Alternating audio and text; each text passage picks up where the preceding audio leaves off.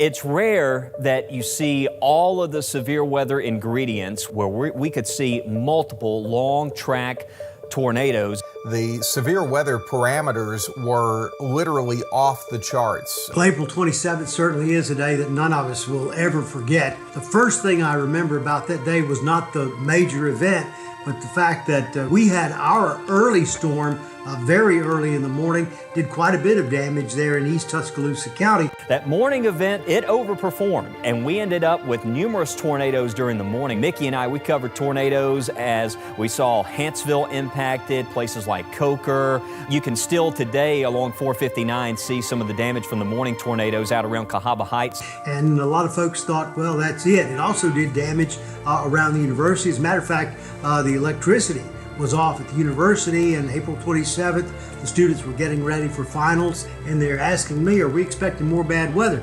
Yeah, we're having another storm this afternoon. Of course, that was going to be the big storm. What happened is it was a perfect recipe for a weather alert nightmare, because a lot of folks were cleaning up from the morning storms and not aware of what was coming that afternoon. These storms were incredible as they developed moving in out of Mississippi. All that instability, the atmosphere was just primed in for a major severe weather event, and then it was just one supercell after the other. When I saw the tornadoes developing in front of our own eyes on tower cams that we had set up across the area, that first one that really started showing up in Coleman County, we saw that, then Tuscaloosa County, then eventually it moved across Jefferson County.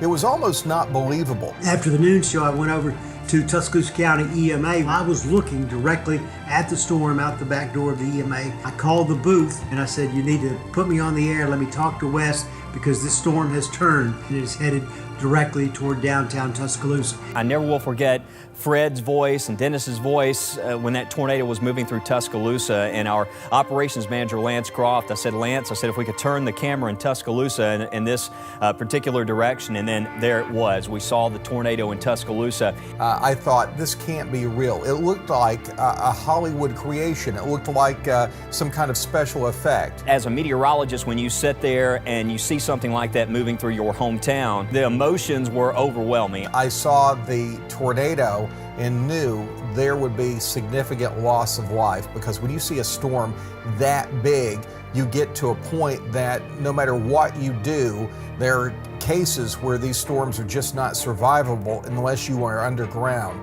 Seconds later, the storm was hit. There were three of us got under a stack of stairs or under a staircase that looked as if it would provide some shelter.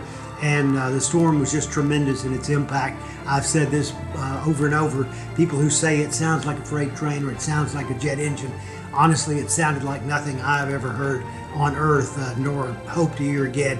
The other overriding thing I remember is the sand and the grit and the dirt.